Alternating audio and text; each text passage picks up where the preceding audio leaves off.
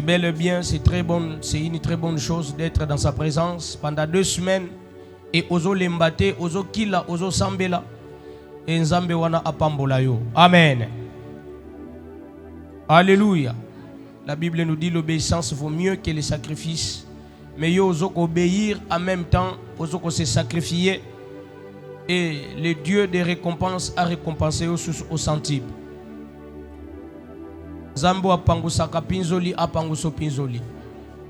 Olelipe mingi alors ekomi ngonga nzambe pe asekisa yo. Oseka ezalaka kana kanya batu mokote mais nzamba asekisaka batu nyonso comme il est écrit, il est le Dieu de toute chair. Le Dieu là ne fait exception de personne et que ce Dieu là intervienne en ta faveur. Alléluia. Merci, tozo continuer toujours na partie na biso ya chercher parce que demander ezwaki biso une semaine. Alors chercher ezwi biso pe une semaine normalement frapper pe lingaki ezwa biso une semaine. Mais malheureusement frapper et kozwa biso ka un seul jour ezaka culte ya dimanche. Donc vous voyez que makambo ebele ya frapper na kolobela ngote. Mais que Dieu nous fasse grâce. Parce que le même dimanche, nous avons un service belé. Alors, Zamba sunga biso kaka. Alléluia. Amen. Mama gâté déjà le beau qu'on a l'état malobi a na raté makambo belé. O raté te. To lo belango kaka même plus tard. Amen. Fa de rakete azaragat. Dona lo belaka. Dieu soit loué. Nous allons toujours dans notre thème, les 3 dimensions de la prière.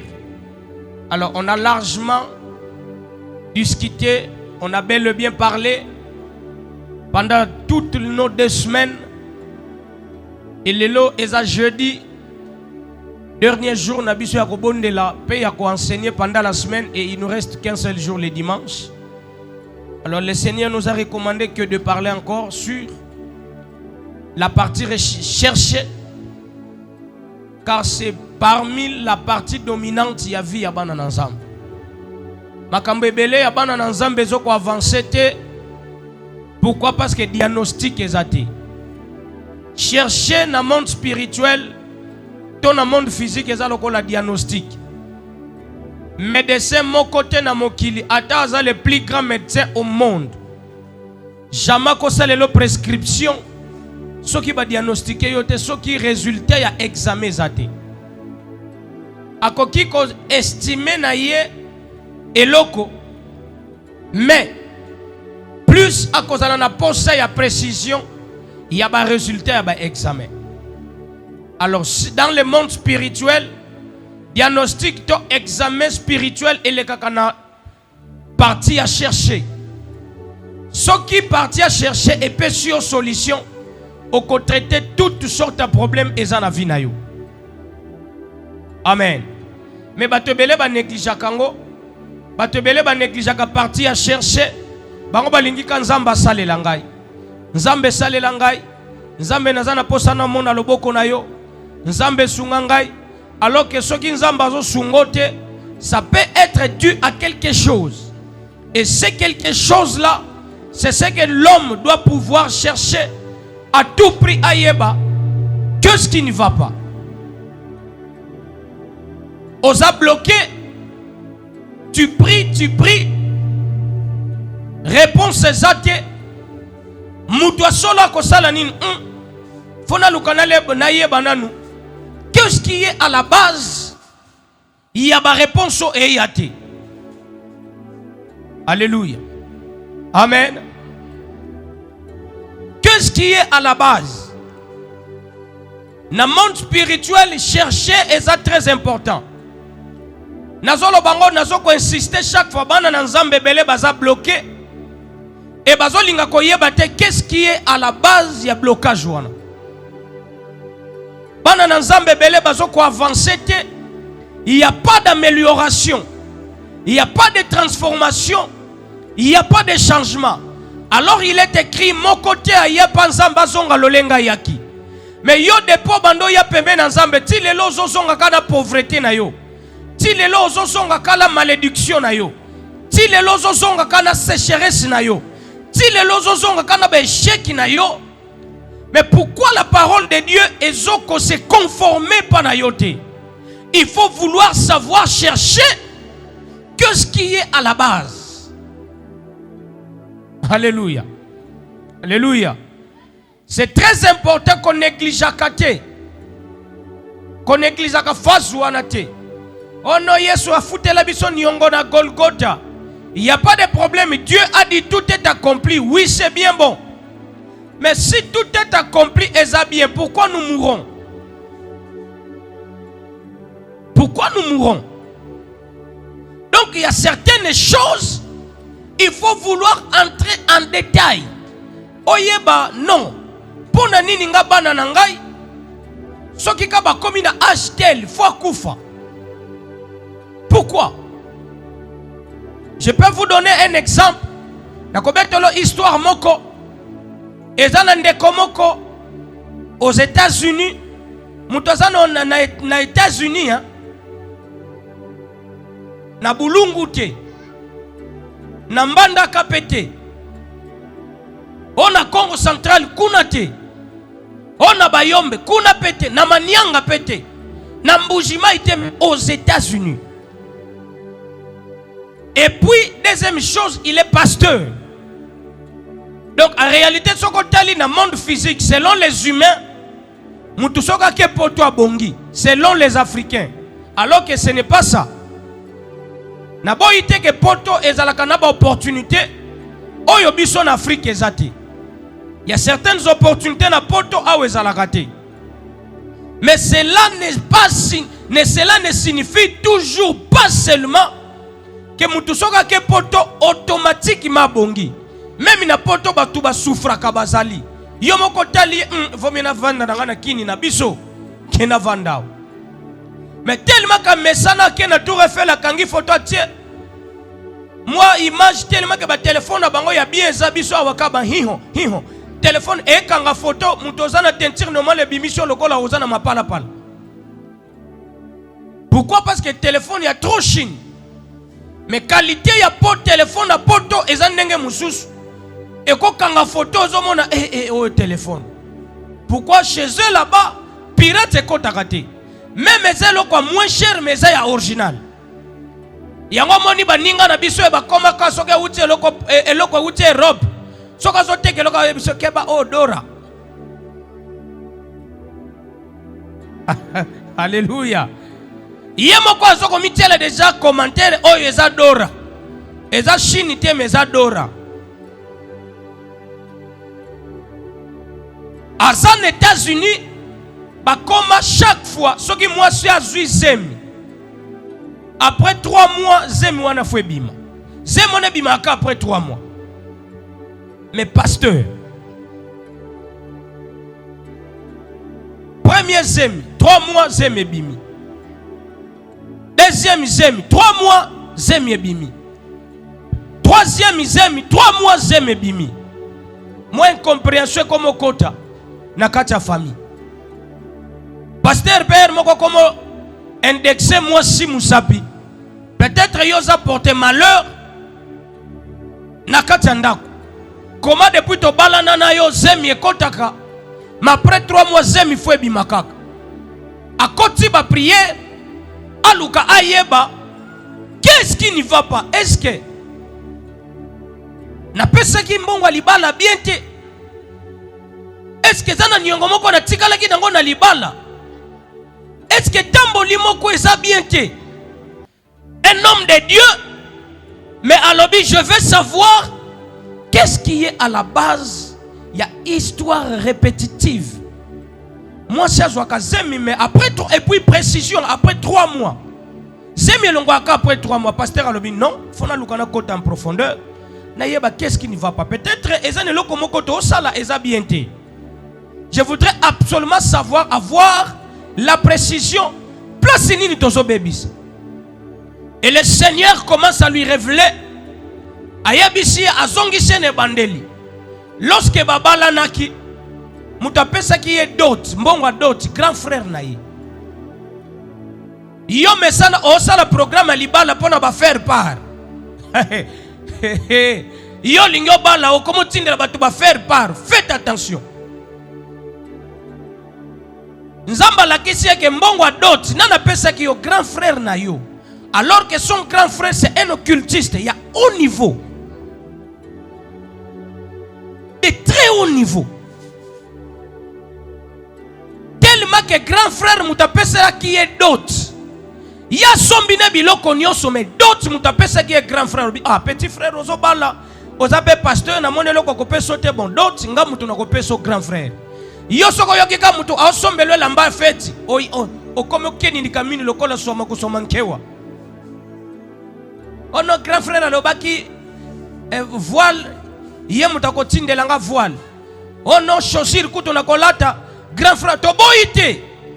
Bakoki ko aider yo oui c'est bien bon mais faut faire très attention. Dans les mariages yondo ozobua ozokende kobala mwasi na yo ozwa autorité likolo na ye. Na eloko yozo kende kozwa autorité likolo na ye kolingaka te ba contribuer. Peut-être ba ko contribuer ba sunga yo ta mususu. Et là tele ba fille d'honneur ba peso mutu koko tambola nango mais tout ce qui est l'autorité sur la femme kolingaka ba aider yo te. Onon taba oh faut pesa papa e uti na noko na bino moko batindeli yon taba ntaba wana yango ndo ke pesa keba.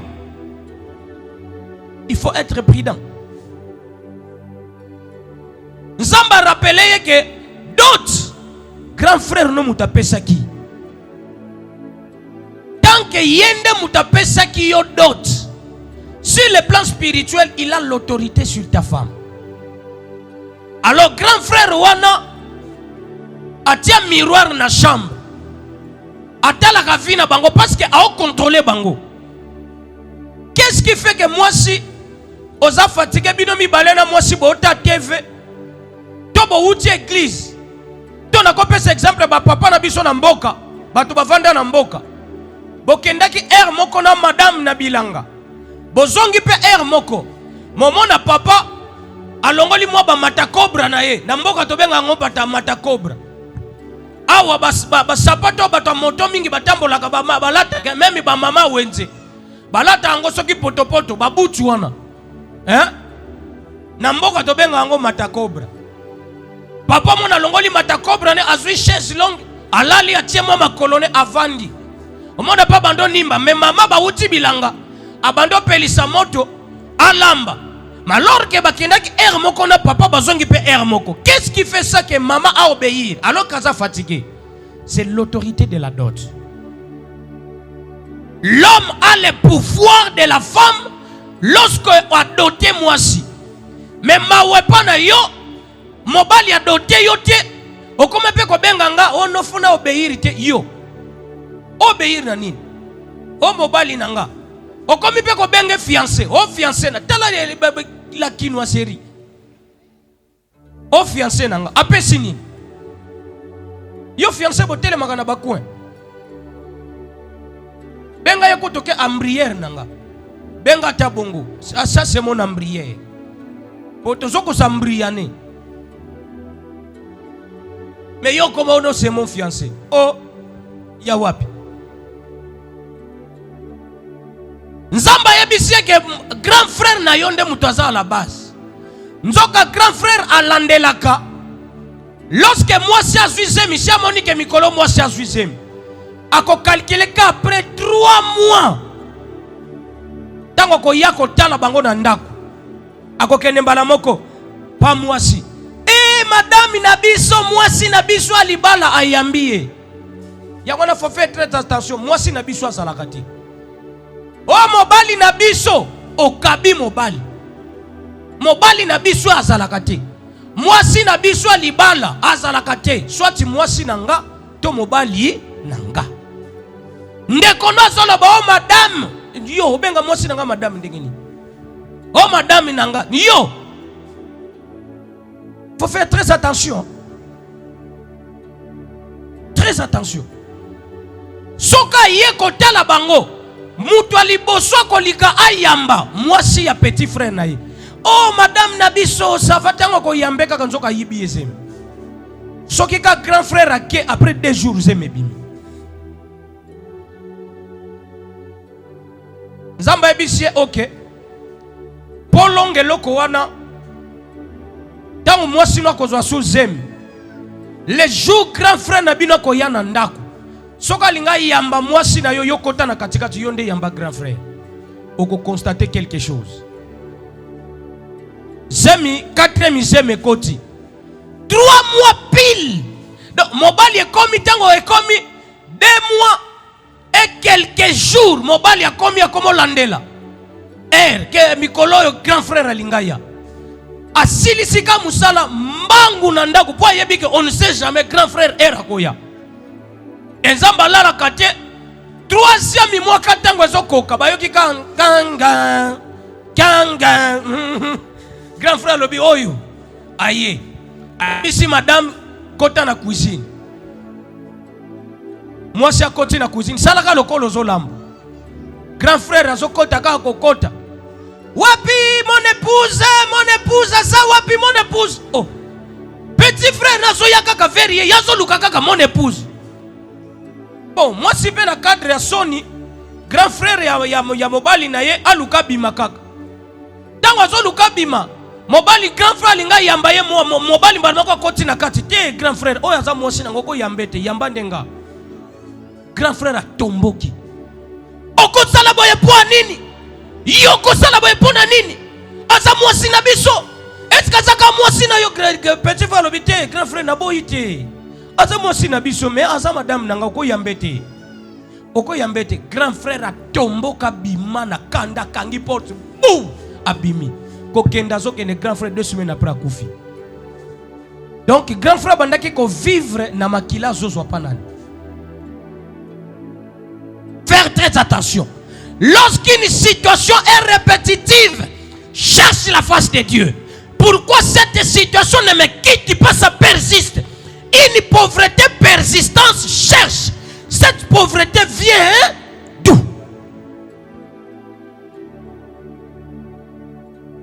Ce qui pasteur assemble la kita lobika kanaza mosali na nzambe. Il n'y a plus yo talaba version comment nango. Il n'y a plus de condamnation pour ceux qui sont en Jésus, hein? Il y a certaines choses entrent dans une autre dimension, cherche. Car celui qui cherche trouve. Dès que tu cherches, ce qui pasteur wana luka kite balingaka babanda kubule ka bazemi.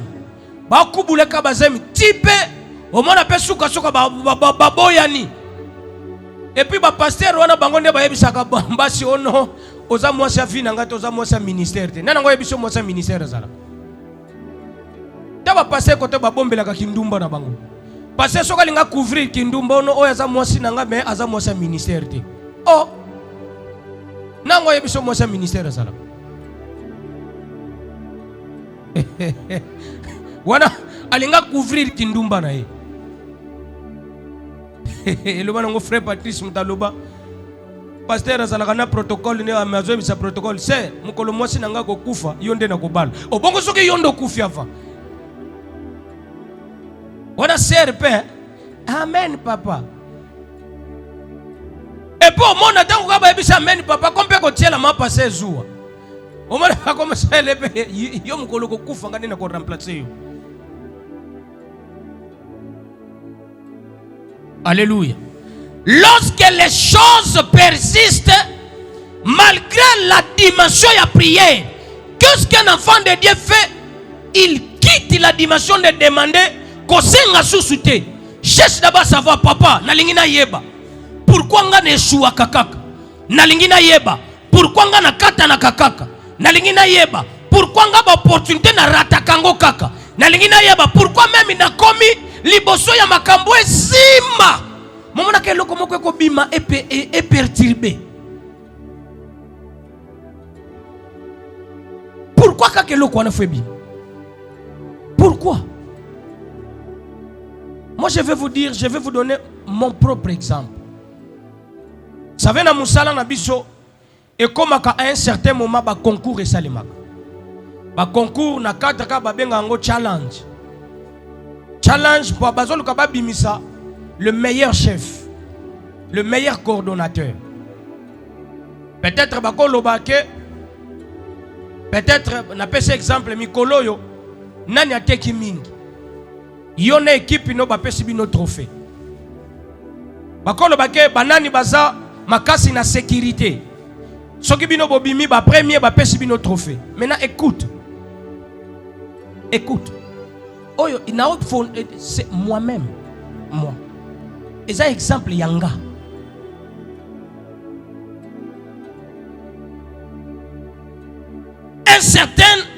Un certain moment va organiser challenge.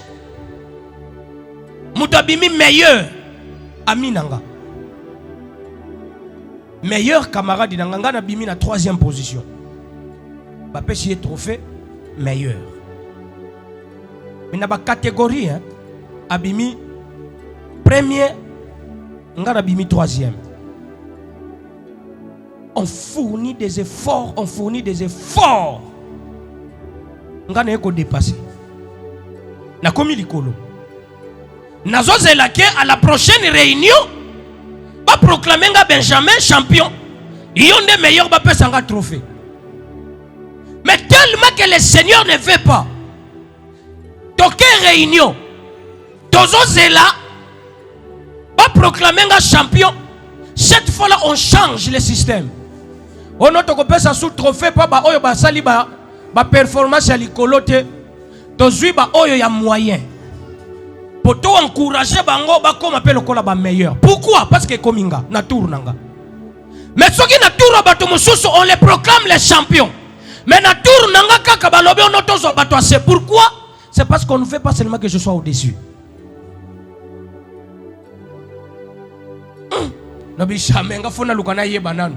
Pourquoi seulement pour comme une tour nanga ils ne veulent pas que réputation nanga mata. Le Seigneur m'a dit t'inquiète, na selango pona yo, na selango pona bien na yo. Tu vois si tu montais au-dessus, ton nom serait répandu. On allait envier là où tu es. J'ai fait ça pour ton bien. Mais si je n'avais pas la connaissance d'Angana le Bapen Zambo faux, comment moi je te sers? Je suis fidèle. Le Seigneur me dit je t'ai préservé. Il y a certaines situations au sein de la côté de la retraite. Pour qu'un Zamba pesa yo, si tu n'arrives pas à chercher Dieu pour que tu aies la réponse au côté de Nzamba aza infidèle, que Nzamba aza injuste. Oh, il y a certaines choses Dieu le fait seulement pour te préserver. Voilà yo ba prière za la kanango. Nzambe, tango na bando sambe la tie, na onso ba $100 pamba pamba. Si on a commencé à la même $10 ezo yate. Nzamba lobi tango zalaki bongo ozo ba $100 siko komi nanga. Soki na bakisi na $100 susu na mlombango. Oko bunga penzela rapide.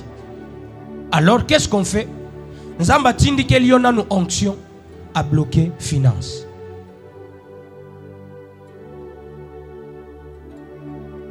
Tout échec n'est pas nécessairement un échec. D'autres échecs il y a vie et ça échec il y a préservance. Dieu te préserve sur quelque chose pour que ma béate. Je peux te donner un exemple.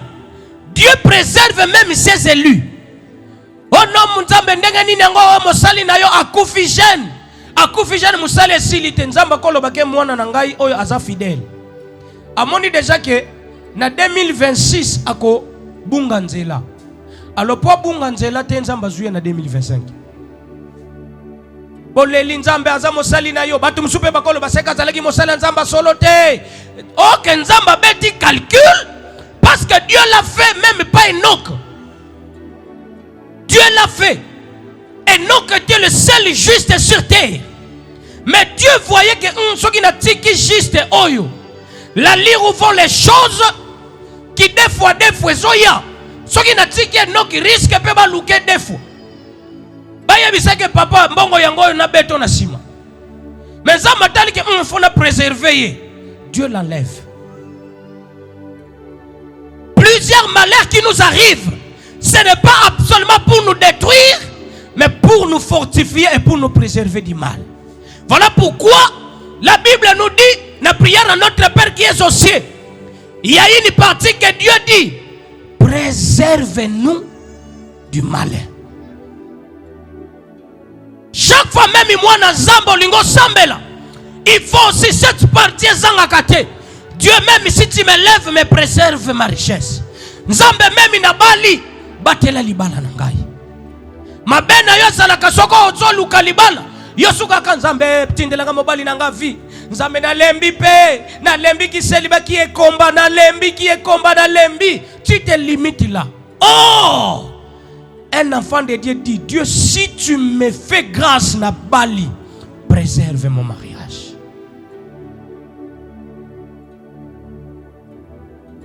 Alléluia.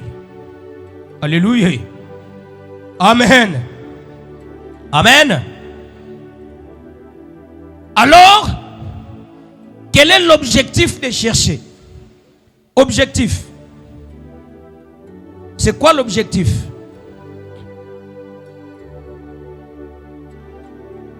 On peut noter, l'objectif de chercher est de pouvoir avoir la direction, la sagesse, la force et la volonté de Dieu dans une situation qui a duré ou qui nous enlève la paix et la tranquillité. Je reprends. L'objectif de chercher est de pouvoir avoir la direction, la sagesse, la force et la volonté de Dieu dans une situation qui a duré ou qui nous enlève la paix et la tranquillité. C'est-à-dire, chercher la volonté de Dieu, c'est premièrement pour avoir la direction. J'avais dit ça ici hier. Tu peux, ou bien les envies de se marier est comme Mathayo. Mais on cherche d'abord Dieu pour avoir la direction. Alléluia. Namona batebele offre d'emploi ayé. Ono ya kokoti sa dossier na entreprise moko boye fungwami. Mais si tu cherches la face de Dieu, Dieu te dira que ne pars pas là-bas, n'y va pas. Parce qu'entreprise wana est assuyée. Dieu peut te dire,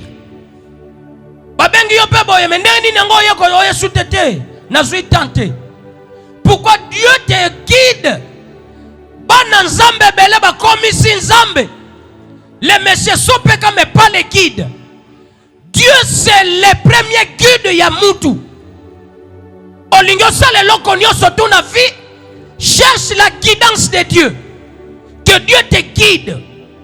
Voilà même pourquoi Dieu dit, Dieu est le bon berger. Alors il me fait reposer dans le vert pâturage. Il me conduit. Il me conduit. Il me conduit. Est-ce que toi, chez toi, Dieu est ton guide? Est-ce que réellement Dieu est ton guide? Est-ce que Nalibala, notre Dieu est ton guide? Est-ce que Namusala, notre Dieu est ton guide? Est-ce que Tango Lukaka Obima, ou Lukaka guidance sans âme? Est-ce qu'avant de faire toutes les choses, tu cherches la guidance de Dieu? Et quand tu vas échouer, est-ce que tu m'as cherché avant? Dieu va te poser aussi la question, est-ce que tu m'as consulté? Est-ce que tu m'as consulté? Je bénis Dieu parce que la prière à notre Père, notre Père qui est aux cieux. Cieux, c'est l'icolo. Cieux, est-ce qu'au monde a déjà cieux nassé? C'est-à-dire dans toutes les choses, Dieu doit être au-dessus de tout. Dieu doit être au-dessus de tout. Même sur le plan, il y a hôpital. Même aux obèles, bakenda hôpital ils ont sauté. Oh bakomika centre de santé bachubanga tonga. Non. Même avant qu'un hôpital, Dieu peut te consulter. Tu peux consulter Dieu Dieu te dira que quand tu es dans l'hôpital, songolo te kende dans l'hôpital pakala.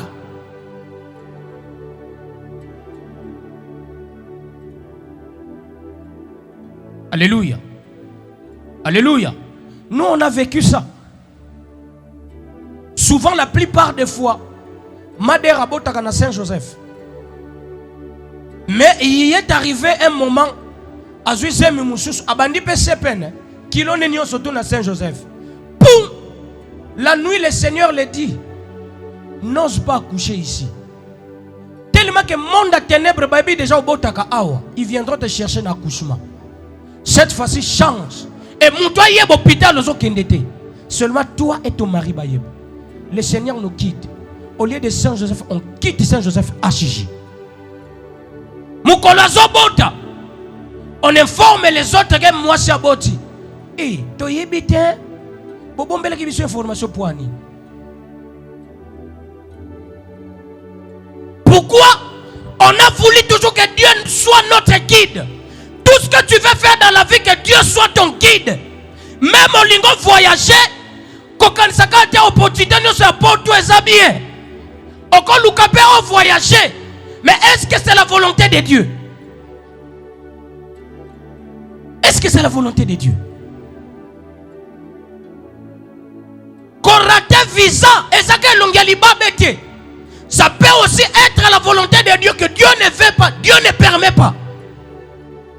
Pourquoi tu l'as soki nzamba lingi to kokuta na lobby? Pourquoi tu l'as ngo? Non soki nzamba lingi to kokuta na lobby. Na kokuta na olo ba soki nzamba lingi. Mais pour nani na ta poto lo ba ke soki nzamba lingi na kokepoto. Wana okotela ngo jeûne prière pour nani? Ozana posa ka okepoto. Wana jeûne prière koti hein. Est-ce que c'est la volonté de Dieu? Pourquoi vous en avez l'autre alliance? Est-ce que c'est la volonté de Dieu?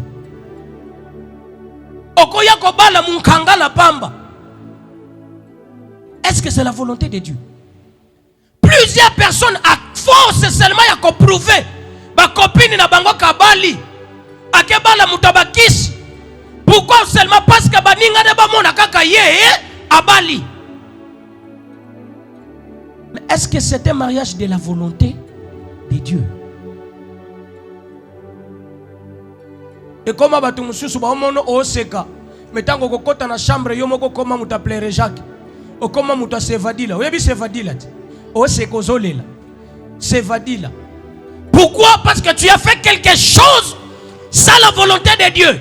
Je voudrais te dire séminaire open yebisa yo nzamba zo rappeler yo tout ce qu'on lingo sala na vie. Que Dieu soit ton guide. Même au lingo bima oteka. Maman magia lobangote. Une fois ekomela ye aoteka. Alinga bima ke teka nzamba ebishe ke leloko bima ko ke teka te. Mais yo, et c'est ça qui déjà akalingi na ba poisson, asali nyonso. Atie pe be pis akalingi. Alinga bima bo nzamba ebishe ko bima te. Yo ko loba nini? Eh, so ina bimite ba poisson ko pola. Mais Dieu lui dit ne sors pas. Pourquoi?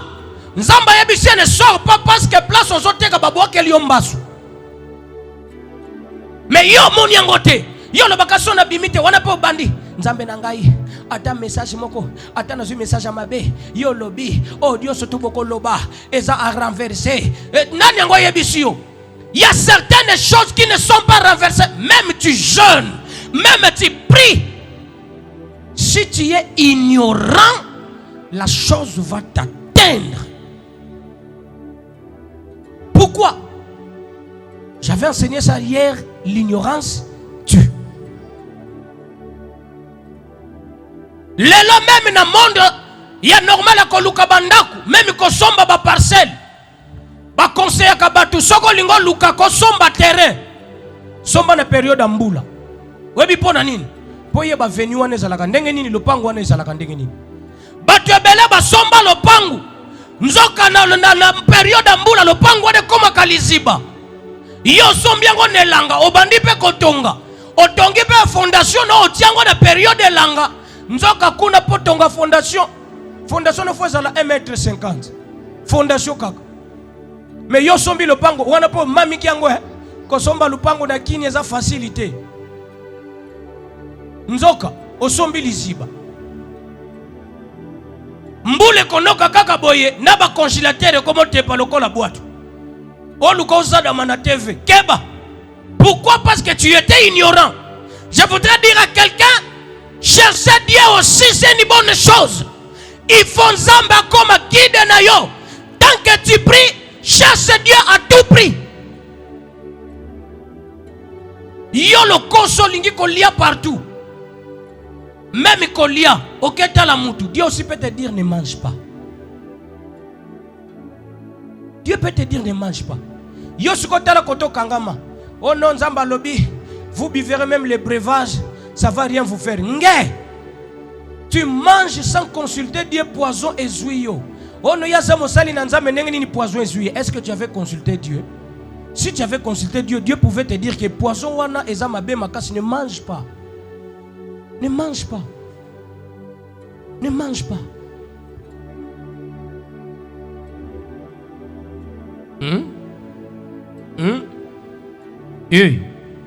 Même in la matière, il y a dîme. Papa saka dîme pas moutonion sauté. Papa saka dîme pas moutonion sauté. Oh, ça pasteur a landé la kangana ba prière, yango na pesa ke dîme. Qui t'a dit? Qui t'a dit?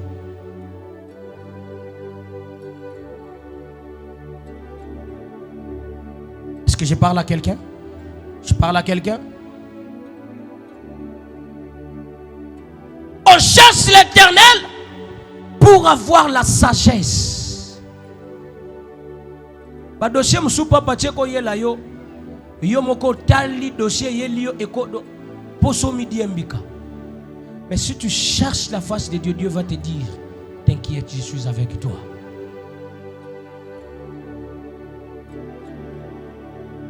Tout le monde a un problème, il faut vraiment pas divorcer.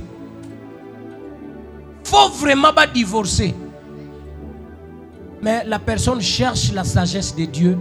Dieu lui dit, n'ose pas divorcer. Ndima babenga yo yuma, mais en exécutant la volonté de Dieu.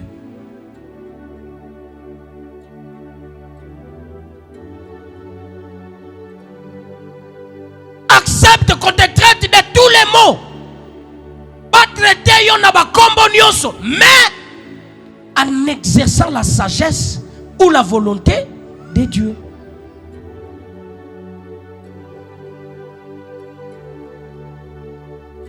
Alléluia. Alléluia. Et on cherche la face ou la volonté de Dieu, c'est pour avoir de la force. Alléluia. Tu te sens faible, cherche Dieu pour qu'il renouvelle la force. Et voilà pourquoi Dieu dit, les cieux, ils renouvellent leur force. Ils prennent l'envol comme les aigles. Et que même lui-même dit aussi, dans le livre de Joël, que les faibles disent, je suis fort. Je voudrais dire à quelqu'un, là où tu penses que tu es faible, Dieu te dit, tu es fort. Là où tu penses que tu vas tomber, Dieu te dit, tu ne tomberas pas. Là où tu vas comprendre ton lekiango mupanzi. Va comprendre pourquoi? Parce que Dieu est avec toi. Et je voudrais déclarer ce soir, Zamba comme force na yo. Bisika batuba comme ils sont faibles. Maintenant prends la force. Maintenant Dieu renouvelle la force en toi. Bando recevoir force oya uti panzambe. Ce qui force à mokili lemba, au communauté aux force ensemble. Et c'est maintenant. Alléluia. Et dernier point, on cherche Dieu pour la volonté. Et ça Babylone qu'on a lobby na quatre définition. On cherche Dieu pour savoir c'est quoi sa volonté. Mais eloko yo batu baluka ka volonté nzambe te. Mais baloba ka volonté nzambe lorsque a échoué. Lorsque la personne échoue, pour se consoler, ami condamné te alobaka bon ezaka volonté nzambe. Bon ezaka volonté nzambe. Eza volonté nzambe te. Est-ce que tu avais cherché la volonté de Dieu se cherche avant de s'engager et non après. Et non après. Oh bon, et ça ka volonté ensemble, on a eu au kangi ba verset. Dieu est le maître des temps et des circonstances. Tu n'avais pas cherché la volonté de Dieu à temps. C'est lui qui cherche la volonté de Dieu à temps ne s'engage jamais dans des bêtises. Ba chrétien, ba lobakanga na mon ensemble, masala keloko sans consulter. Est-ce qu'avant de faire toute chose, tu as consulté Dieu?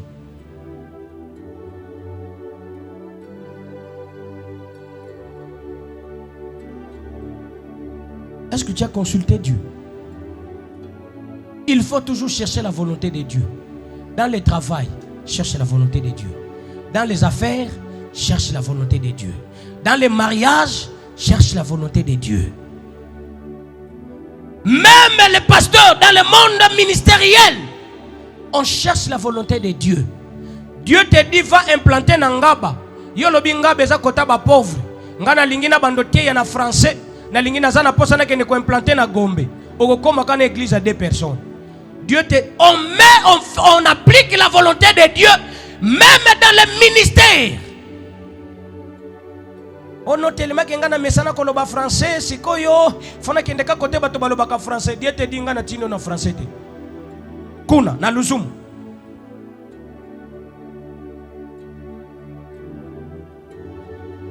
Est-ce que je parle à quelqu'un?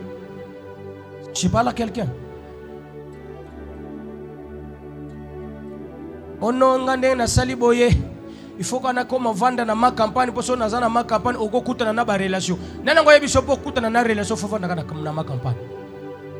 Même les pauvres peuvent te ramener une solution, une ouverture au yomoko comprendre. Naman, général Naman avec na lèpre au yazalaki nango. Aluki ba relation ya ba généraux. Mutomoko pesa ki solution te. Ake mona même ba ministre, mutapesa solution zate. Mais moi na moi ça zalaki ne esclave. Moi na musala esclave. Peut-être pas babandaki ko futete. Baby saka ndenge tozawa yo bandoliaka na ndako na kolala ofele mais mbongo ko swate. Ya yebishe si mon maître était dans mon pays. Il y a un grand prophète là-bas. Il pouvait te dire sois guéri, tu es guéri. Namana lobi alonga tika buzoba wanako. Kanga munokono wana. Mwana musala kizengi. Yebishe ko benga nga kizengi te. Même ngana mwana musala mena ko yelo solution. Moi si nebishe oh papa. Yo saleli ba relation makasi ozui solution te. Moko salela pe yaye. Yango bino bomona kanga soki tozana prière, na tuna kata mutu nyonso omoni nini. Même toi Dieu peut te parler. Cela ne veut pas dire pas seulement comme les apôtres, c'est seulement à moi que Dieu peut passer. Dieu peut passer même avec même un bébé. Dieu peut parler même na mwana mukie. Pourquoi? Parce que je te considère. Je te considère. Ataka kandengo sana considérer kayo. Aujourd'hui la Bible dans le livre à Josué, Josué chapitre 7, totez-le s'il vous plaît. Josué chapitre 7 du premier verset au 11e verset. Josué chapitre 7 du premier au 11e verset. Amen. Je lis au nom de Jésus. Amen. Les enfants d'Israël commirent une infidélité au sujet des choses dévouées par interdit. Akan, fils de Carmi, fils de Zabdi, fils de Zérach, de la tribu de Juda, prit des choses dévouées et la colère de l'Éternel s'enflamma contre les enfants d'Israël. Josué envoya de Jéricho des hommes vers Haï, qui est près de Beth-Aven, à l'orient de Bethel. Il leur dit, montez et explorez le pays. Et ces hommes montèrent et explorèrent Haï. Ils rêvèrent auprès de Josué et lui dirent, il est inutile de faire marche tout le peuple. 2 ou 3 000 hommes suffiront pour battre Haï. Ne donne pas cette fatigue à tout le peuple, car ils sont en petit nombre. 3 000 hommes environ se mirent en marche mais il prit la fuite devant les gens d'Aï. Les gens d'Aï les tuèrent environ 36 hommes. Ils les poursuivirent depuis la porte jusqu'à Shebarim et les battirent à la descente. Le peuple fut consterné et perdit courage. Josué déchira ses vêtements et se prosterna jusqu'au soir, les visages contre terre, devant l'arche de l'Éternel, lui et les anciens d'Israël. Et ils se couvrirent la tête de poussière. Josué dit: Ah Seigneur éternel, pourquoi as-tu fait passer le Jourdain à ce peuple pour nous livrer entre les mains des Amoréens et nous faire périr? Oh, si nous eussions restés de l'autre côté du Jourdain, de grâce, Seigneur, que dirais-je après qu'Israël a tourné le dos devant ses ennemis? Les Cananéens et tous les habitants du pays la prendront, ils nous envelopperont et ils feront disparaître notre nom de la terre. Et que feras-tu pour ton grand nom? L'Éternel dit à Josué: Lève-toi. Pourquoi restes-tu ainsi couché sur ton visage? Israël a péché. Ils ont transgressé mon alliance que je leur ai prescrit. Ils ont pris des choses dévouées par interdit. Ils les ont dérobées et ont dissimulées. Et ils les ont cachées parmi leurs bagages. Amen. Amen. Au Vandi s'il vous plaît. Et puis on acclame pour la parole de Dieu.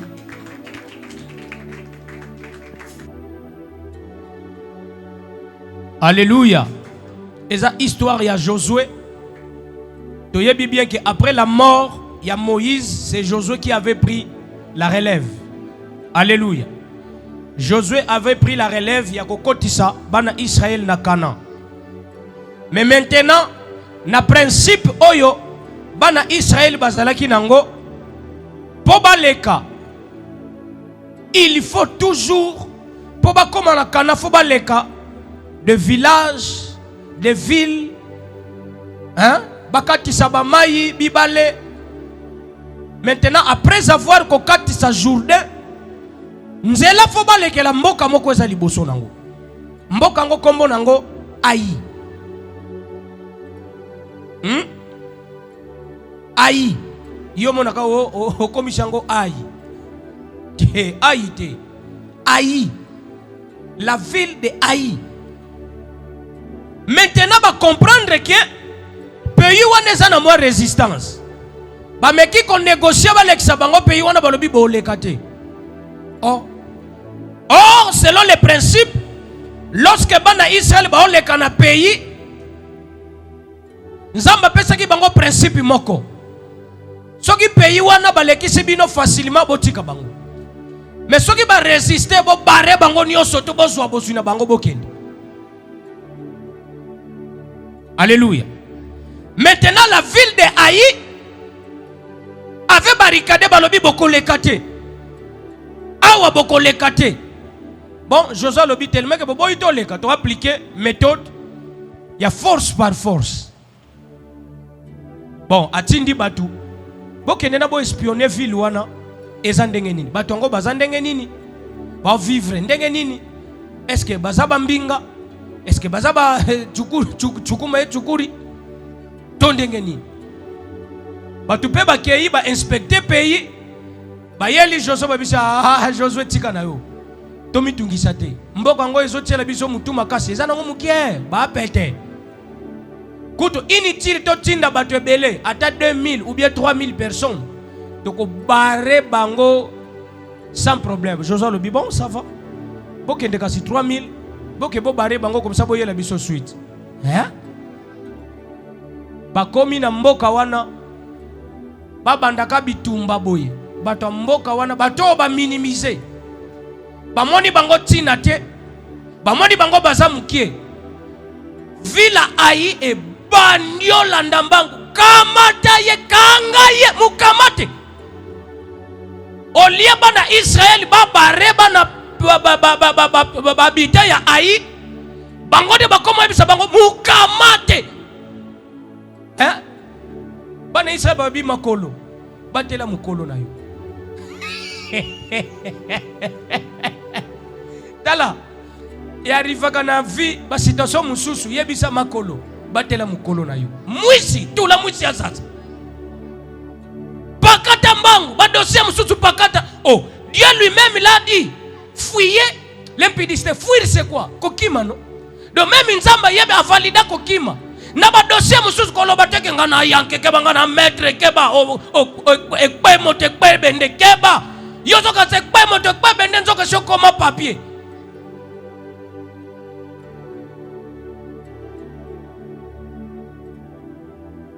Bana Israël mukamate bakimi balobi babare 36 hommes. Josué lobi hein?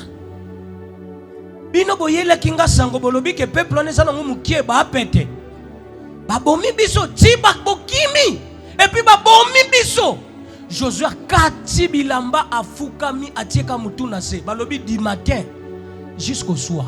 Allo belo côté atieka mutuna se. Josué bandolo banzam. Soki ezala ki pona boy. Mais pourquoi on dit qu'il tokati sa Jourdain? Falo tika biso na ngamba Jourdain pour baya ko boma biso tie. Mais maintenant le peuple, que diront-ils? Que diront les peuples? On dit ko kati sa biso Jourdain après oye ko exposer biso na mboka sa voisin. Alors que mboka ngo ta mukiele kete. Bana ngo pe ba peuple ya mpeyi wana bazana bango mukie. Poani. Toute la journée, Josué Foukamika Boy, Moutou, Nassé, Pemben, il y a arche de l'alliance. C'est le soir que Dieu répond. Abi Josué, lève-toi. Pourquoi restes-tu couché ainsi? Lève-toi. Lève-toi, c'est le soir que l'Éternel répond. Je voudrais dire à quelqu'un ce soir, lève-toi. Ce soir, Dieu te dit lève-toi. Ce soir, Dieu te dit lève-toi. Et c'est maintenant que Jésus te dit lève-toi. Quand tu étais couché, Dieu te dit lève-toi. Fortifie-toi, prends courage. Lève-toi. Jésus, Dieu répond le soir. Josué, lève-toi. Pourquoi restes-tu couché ainsi? Josué Bandopé, ses explications, mais viens. Tala yomoko ta situation. Tala yomoko vous. Mata yomoko. Mboka mukile qui te boye. Babo mabiso. Et puis balie biso biso. Mukamate. Tokimi pe. Viens, où est ton pouvoir?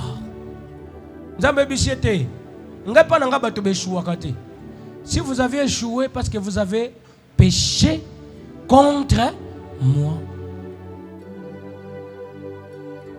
Vous avez péché contre moi. Pourquoi vous avez péché contre moi? Il y avait parmi ces gens au Bakenda Kikobunda. Il y avait un certain monsieur qu'on appelle Akan. Monsieur Akan. Tango bake bunda ye olia bimisake pe akende beta batu ya komine kokota na banda kwa batu kokende verifie soka monika biloko moko ya bien azu ya tie c'est quoi kuta kitala bula munene ya or na bilamba ya cher haona kotika ngote jamais na kotika ngote to yena bisoko bare mais oyo na kotika ngota swango. J'avais dit ça ici, le péché peut nous séparer avec Dieu. Une seule personne. Yon a zoé bisaka honor malédiction sans cause et sans effet. Qui t'a dit? Malédiction sans cause et sans avec effet. Une seule personne à quand Moutayibi. Mais l'échec vient de tout Israël. L'église. Motomoko kaka akosala lisumu nzamba ko kim église. Rien une seule personne, Dieu peut se retirer de toute l'assemblée, une seule personne. Voilà pourquoi Natiaka toujours ordre que ba chantre, ba protocole, on ne va pas prester dimanche na culte balala. C'est pour le préserver du mal. Comment on a été ba culte mususu, ba chantre ba oyemba na voix na beni, voix na yezika waname. Et yembisa et pesaka batu posa ko sambela me jour wana oyemba amekati mekanzembo bina batu baotaleka bina baotaleka oh tombola maya Yesu batu baotaleka. Pourquoi? Peut-être akamoko sakati na bino boyeba ti akamoko boy autaki ne kubu yuyu biso doyemba nzambe kumama yekuna na hotel Biso doyemba yekuna na muyibi. Dimanche yawa yepa simbi micro. Yesu nkolo, Yesu nkolo, Yesu nkolo. Nzoka yende Akan amemi kilo kati na bino boyeba te. Na ba famille tozalaka pe na ba Akan ya famille. Na kati ya famille Akan moko boyasa. Bino bosala programme bien ya BBC. Bino bongisa makambo ya BBC. Ngada yebi ba Akan mususu wa famille. Bapesi mbongo Serkei. Bazala posa bakende kunda. Bapesi mbongo Serkei yakebetelango winner. Na bulike soki na beti winner na mbongo Serkei soki na lie. Zoka siko mutabeti winner na mbongo Serkei na match ya lobby ya Real.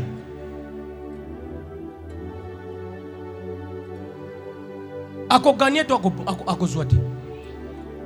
Me atia kisir Real na kati ndaku mabele mame ako gagner kaka. Mabele dans le monde spirituel mabele mame n'existe pas. Akan na ba famille tozana ba Akan yo kadisike malédiction sans cause et sans effet et kozwa yo on lobi pe au nom de Jésus rien esimbite. Akan moko asa pembeni. Ebele pe basaba Akan ya ba fina bango moko ba propre Akan.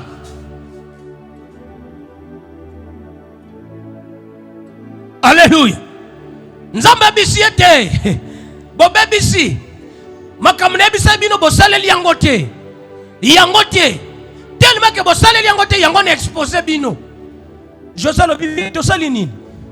Abikati na bino moko. Azwi biloko. Ya mboka bakendaki abombi yango pe wapi? Na babagaji na ye.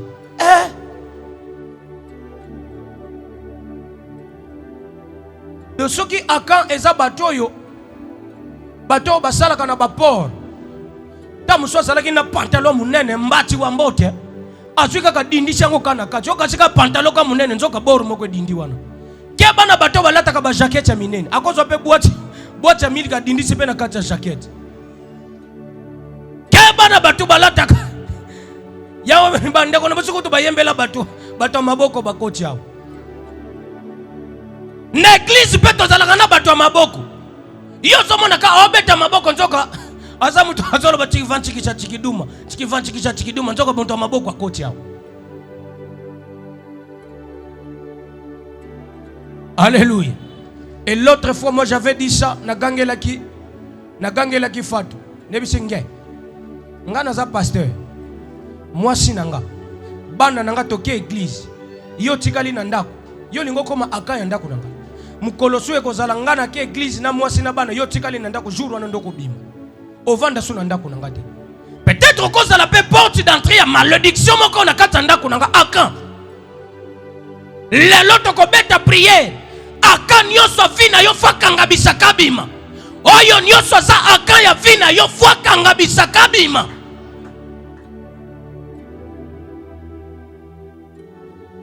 Akan lelo même na payer ça.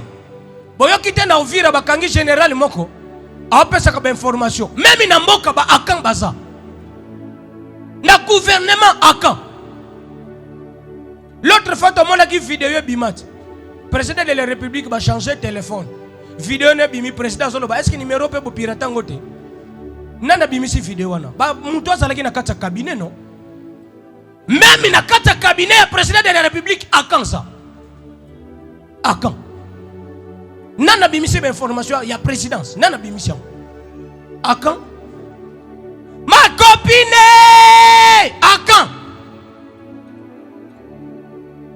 na makambo secret oh piringa za la kate piringa na makambo secret za la kate nene bisoli kama moko mekoloba te ona koloba ona loba supa nani ngai yonde mutu na ngai obeteli likambo yeba ko kende pa mutu na yi nena ibisolo komoko be mekoloba te omona ka lobby kuna information epanzadi nana ngwa bimisha oya lobby koloba te o wana pa lobby koloba te o wana pa lobby koloba te o wana pa lobby koloba information etambolika me na esprit ya koloba te mais esprit information etamboli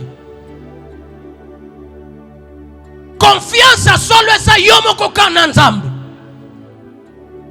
Vraie confiance à solo yomoko na nzambe. Surtout ba camarades bazalaka misatu, faut faire très attention. Soki botambola ka misatu, nekiri boza misatu. Yebaka mukolo moko akozanga mibalona bakotonga moko.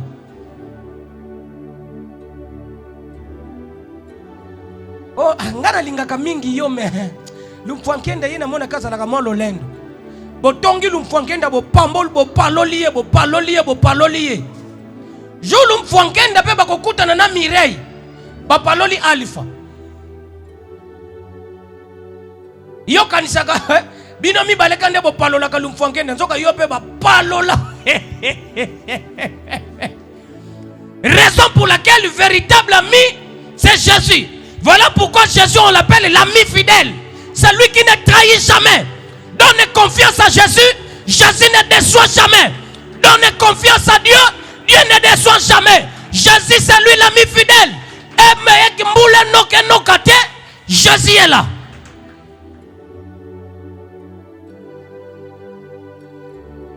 Alléluia. Alléluia. Nzamba ebisi Josué, lève-toi. Ezana mutu moko ayibi eloko. Siko nzamba ebisi Josué po mwana omoni po découvrir nzambe pe, hein? Wa nzambe pe moko makamasala ka pe anyokola ka biso pe, hein? Mais kokeni ka koloba pe mutu ayibi eloko aka. Abombi yango pe place tel. Mais tala nzambe. Nzamba révélé Josué que parmi bino moko ayibi eloko abombi yango na babagashi na ye. Nzoka nzamba yebi une information matikeli Josué ça la part naïe.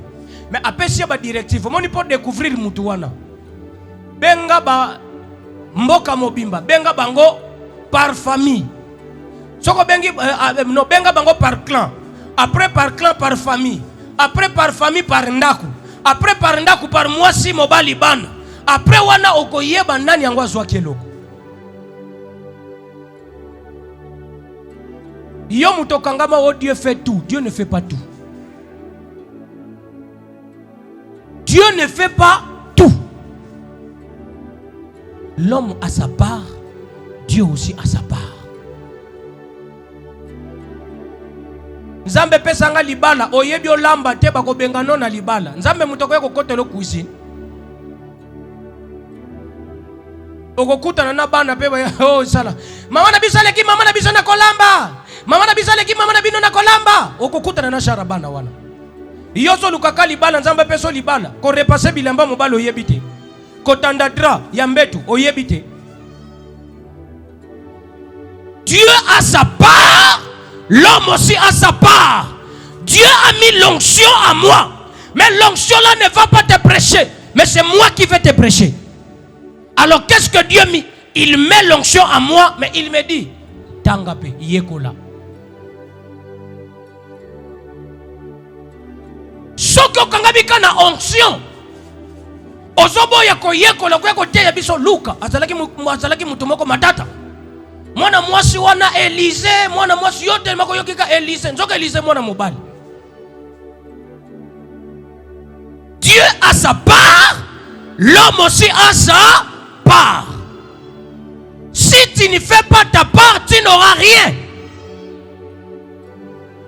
Tu n'auras rien. Nzamba révélé Josué que parmi bino moko ayibi biloko. Ma bombe lié. Mais akukeni pe kokoloba kino lukende benga kaka akan oza wapi. Mais nzamba pese ba exercice, ba directive. Tu veux que Dieu te bénisse? Respecte les directives na peso. Dieu dit chaîne, prends que les fruits. Yoke kubu la foufou et talio. Dieu me dit dis ça à mes enfants. Suis. Dieu c'est un Dieu de directives. Je te dis que serviteur de Dieu yakatola la boutou awa na boutou awa. Nuit de prière, yo comment beta ba rubrique. Il n'y a pas de problème. Les autres vont prospérer. Yo tikali ki simbi spirituel. Dieu c'est un Dieu de directives. Dieu c'est un Dieu de directives. Yo lingi kanzamba pambolo. Dieu a ses directives. Dieu impose aussi certaines conditions. Dieu dit je suis le Dieu de prospérité. Mais pour prospérer, la main qui donne, c'est celle qui reçoit. Tu ne donnes pas. Mon kangala spirituel. Onction belé, mais wapimbong. Le Dieu, c'est un Dieu qui bénit. Mais je vais te bénir par les œuvres. Tu donnes, tu reçois. Le Dieu, c'est un Dieu de principe.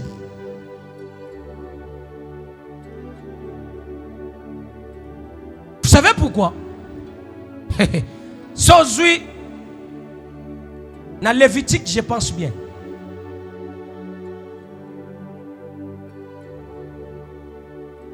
Parce que Exode, bana Israël babimi. C'est ça, non? Bana Israël babimi. Mais lorsque bakoti Canaan, malobali bosso, nzambo yebisa Josué. Avant le belé ba directive nyonso, malobali bosso. Ayebisi bango collecter ba offrande nyonso tout ya peuple. Salabou. Papa. Batu bauti en Égypte. Batamboli na désert. Bazui mbongo wapi? Bazui biloko ko offrir nzambe wapi? Yo kopesa nzambe explication hein. Nzambe nazalaki nanga na posa na peso me makoki. Wapi makoki? Nzambe nazalaki nanga na posa na ya penza prière, wapi mbongo wa transport? Nzambe tango pesa instruction ayebi te ke batu bauti désert. Il connaît que ces gens n'ont rien. Mais il leur demande pour que je ne se manifeste donc. Chez Dieu, il n'y a pas des explications. On a ça, moi, na nzambe zalakate. Nzambe nazana na posa na peso. Yo kabatu ba condition bachaka. Nzambe. Soko pesa nga musala na kopesa yo. Yo ba yebisa bongo. Nzamba zalaka nzamba promesse te otie, totie. Li tiete, li liete. Pesa bor, ozwa bor.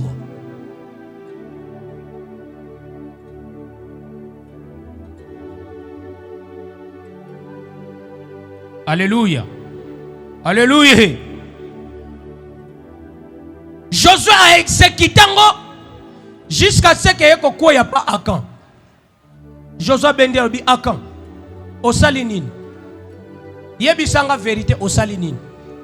Akan bandolo bono. En tout cas, Josué Limbisanga. Na lulaki. Na lulaki en tout cas na seleli bisengwa misu. Tangu tokota ki na ndaku moko na monaki. Tala diamant kwa munene.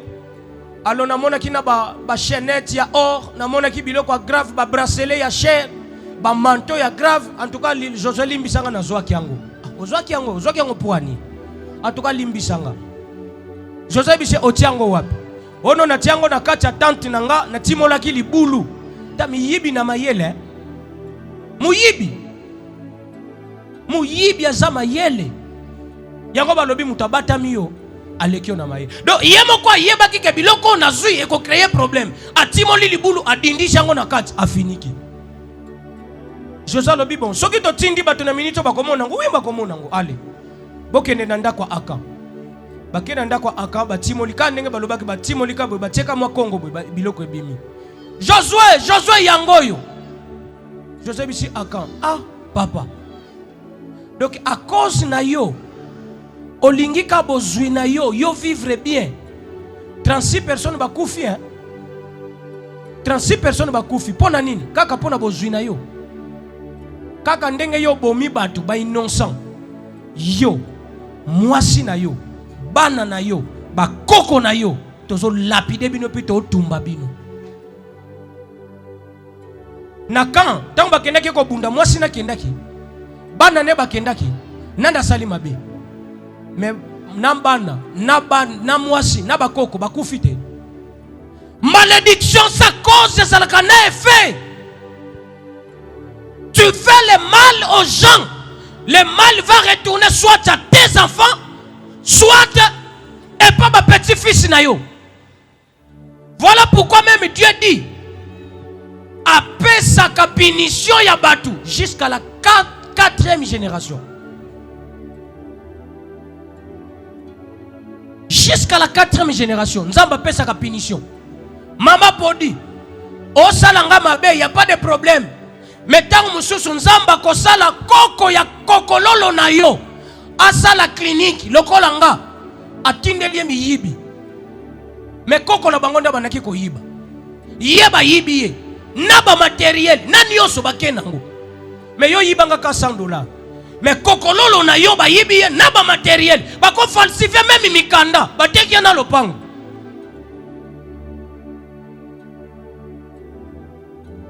Faut faire très attention. Moi je dis aujourd'hui bakuluna okati mutoloboko obotolia chombo, il n'y a pas de problème, yo vivre bien. Est-ce que tu penses à ta descendance? Tu penses vraiment na lobby ya bana na yo? La Bible nous dit Dieu ne laisse jamais un péché impuni. Tu peux demander pardon, oui, il pardonne, mais les conséquences sont réelles. Obotoli mwasi abatu, libala, poyo remplacer, il n'y a pas de problème, donne-toi. Peut-être kokololo no moko boye. Kokololo no moko boye. Yende mutako subir ba conséquences. Est-ce que vous savez Jean-Baptiste azalaki nani? Boyebi Jean-Baptiste azalaki nani? Vous savez ça? Est-ce que boyebi Jean-Baptiste azalaki nani? Jean-Baptiste est la incarnation ya Élie. Voilà pourquoi la Bible dit il marchera avec l'esprit d'Élie. Donc Jean-Baptiste c'était Élie. Élie akataki kingo mitu ya 450 prophètes. Jézabel ayebisaki lelo poko eko jamais toko koma pokwa. Ngai pe na kosalo ndenge ka kosali ba prophètes nanga. Elia lobi Dieu je peur, enlève-moi, prends-moi. Nzamba lobi bon yo na yokeli yo mawa. Mais okozonga. Voilà pourquoi Jean-Baptiste azonga kitango Jean-Baptiste azongi nana katake mutu. C'est Jézabel. Hérodias c'est Jézabel. Tout ce qu'on fait, on le paye. On va te voler. Au escroquer, on va t'escroquer. Au kosi, yo be bako kosa yo. Yo mona kate batebele. Ayibi mbongo wenze potia mega. Ake pesa numéro mega baba tindi mega pa numéro mutu mususu. O asali erreur. O kolepe mutu kabine mege shekei. O yiba ki yo pe ba yibi yo.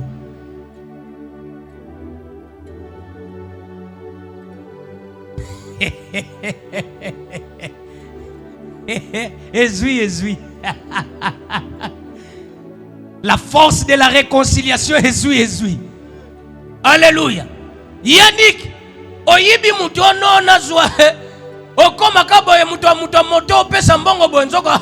Opesa kiende biya 10,000. Olio bimisa 1000 francs 10,000. Nzamba bale zipion na liso omona 0 mokote ya 10, omona ngoka 10. 3-0, nzoke za 4-0. Nzamba zipio penza liso amvutuma celeste. Nazalaki na mbongo moko boye na lekisali muta moto. Ekei yo pe ba récupérer yo.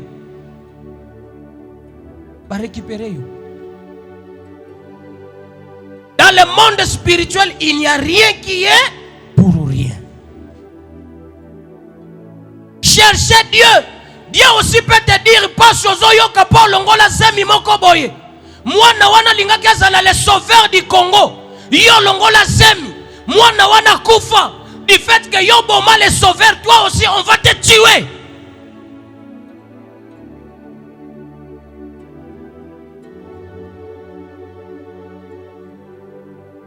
Alléluia. Oh, moi j'aime la révélation. Nani ayibaki biloko wana Akan. Oh, oyebi Akan lingolo bani. Akan, oyebi lingolo bani. Akan c'est un nom hébraïque. Elingi kolobani. Zambe. Akan. D'abord, on va expliquer yo Akan. Azakoko ya Juda. Akan, Aza descendant ya Juda. Or, on sait tous, Juda Azanan. Mais avant de zonga na kikoko, on a expliqué on a Akan. Ou je peux d'abord commencer par t'expliquer qu'est-ce que signifie Judas. Judas signifie personne qui trahit ou un traître.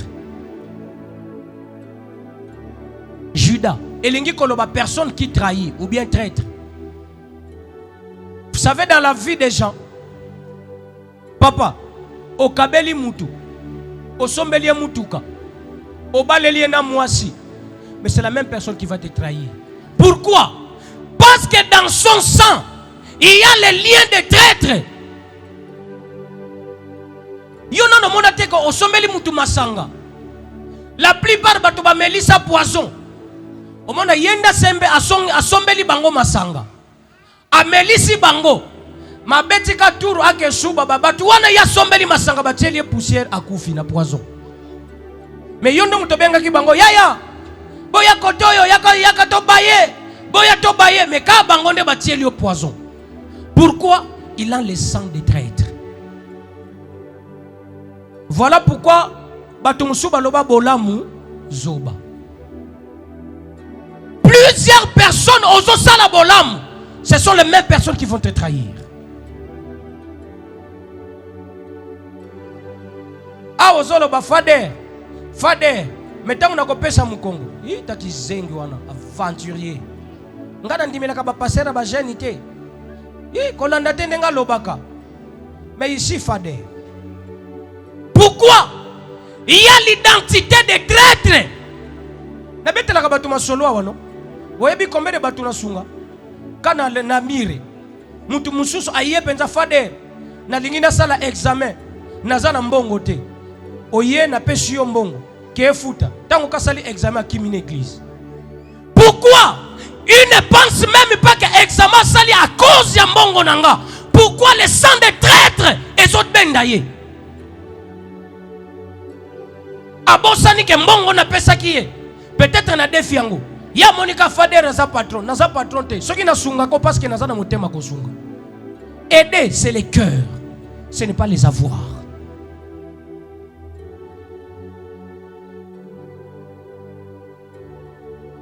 Maintenant,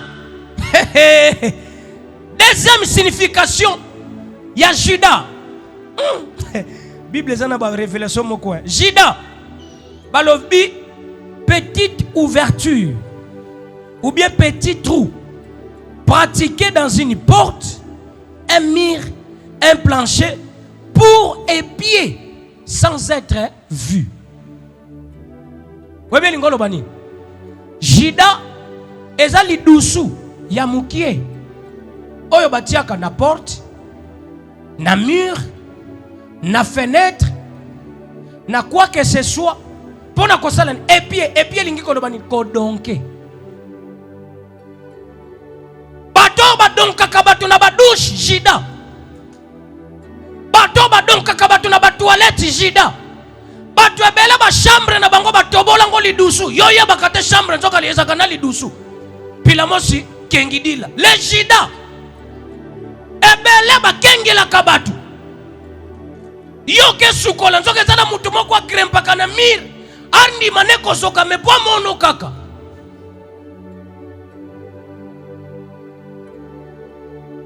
Alléluia. Et dans le monde spirituel, batu ebele pe bakengela kavino yo yebakate. Makambo malamu elinge yela yo, yesi ayebi, poni naza Judas.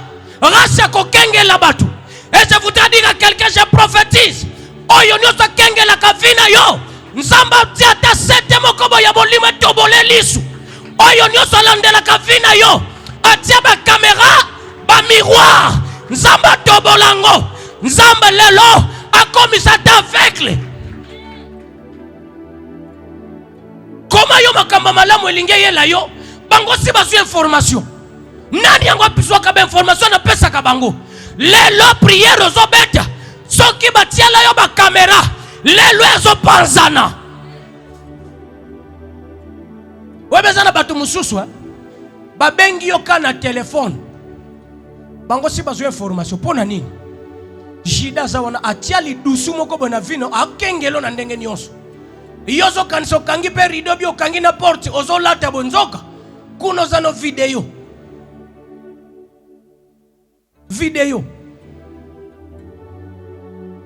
bato bele baza ba champion.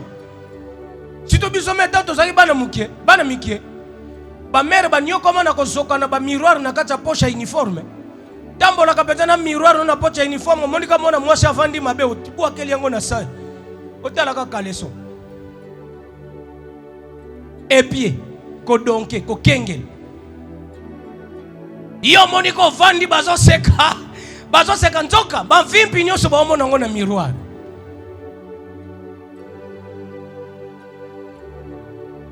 Omona peko lingwa intimide yetako ko benda miroir no mono bendi na kwe. Ngana mona ke. Omona kanini nako yebiso couleur kaliso lati. Ona lati couleur nini? Rouge. Yeba lobi omona ke. Nzoka miroir nde moni. Batu ebele bazo mona vino zo kanisa prophète nzoka tiela yo miroir. Adon kaka vina yo yeba kate. Nani yango kengela ka vina yo? Nani yango landela kayo? Nani yango don kaka yo na monde ténèbres? Même biloko na ba criminel basale la kango. Oteki ka lupangu boye, nzoka ezana mutu moko bo jida moko bazwa ke information ke ebisa bango. Okuna kasi bateki lupangu. Na butu koko batanga na ba kombo na bino manzwengele bo bimisa $10,000. Oh! Ba yebi ndenge nini ke lupangu toteki yango $10,000 nzoka jida moko azwa ke information adonke. Lelo sko beta prier. Oyo nyoso landela ka vina yo. Misu ne kaka ndo so yo atoko atake ka misu akoma aveugle oyo nyoso kaka eloko moko bielinge yela yo yesi amoni ozebise na ye na ba matériel asalelaka ochuba ngo ka tournevis tambola ta zuwa tambanja kamunde la molimo oyebiseka oyo nyoso donc kaka vina ngambanja kamunde la molimo chu na misu chu.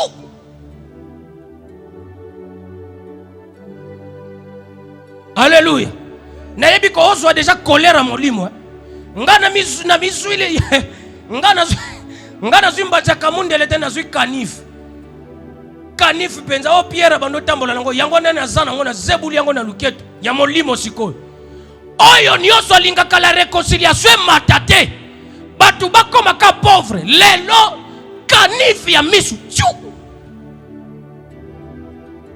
Samson tango bakangiye babomaki ye mbala moko eloko ni basalaki biso pe lelo tozo ko attaquer ka misu lelo nini misu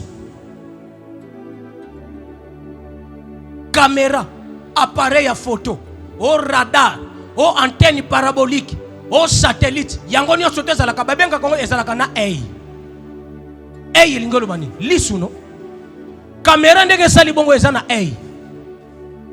lisu caméra nyoso batia na vina yo lelo na lobi bien lelo calculer ka nini misu tomona ngo kutu meme na film ya Jean-Claude Van Damme ba bundane ennemi azuika ka loboko batie boy tango linga beteka likofi abokeli poussière misu ekufi Jean-Claude Van Damme azo frappe mais pona nini pona ka misu amona sute tango osaka boy osala ka boy mbazozo balu ngutu yo pelelo monda ténèbre loko liboso bwakela bango ta poussière nan miso ekufale zabula ye balu zabs.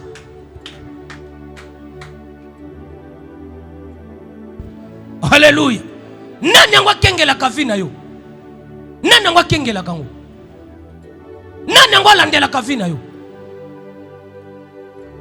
Et Akan akelingi kolobanini semeur de troubles. Donc Akan ezana deux choses bandaki ko réclamer ye. 1. Makila ya ki traître ya koko na bango Juda na kombo ba mami ki akelingi koloba semeur de troubles. Oyo nyoso semaka trouble na vina yo. Lelo so calculer ye. Ezana batu mususu ye tango so swana na mwasino yaso sepela. Na ko betolo lisolo moko pour comprendre que ba semeur de trouble ba zebele biso na mboka. Ezana genre likasa moko babenga kango nzonzanga. Batu baza bayebi mingi batu bafana na mboka bayebi yango nzonzanga. Nzonzanga eza likasa wana. Soki bayeli ki baye kaka oyebi na bamboka balamba kana bakoni no. Bazui mwa 3 babenga yango nini? Ba brique. 3 briques. Omona batiaka ba brique non? Brique boye. Batie bakoni abanzungu ematili kola ba brique. Tiko brique wana. Soki ka bazwi likasa wana. Baya batomboli brique wana bakotisi likasa na se.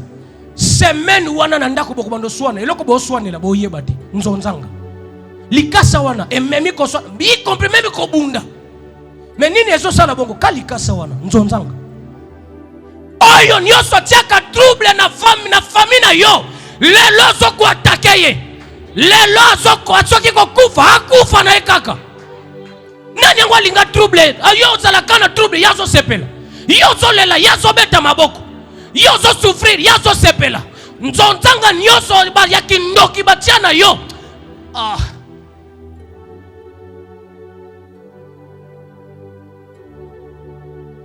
Alléluia. Tellement to sambel. Tellement colère déjà spirituelle et mati. Kanda si mati déjà. Tellement to sambel.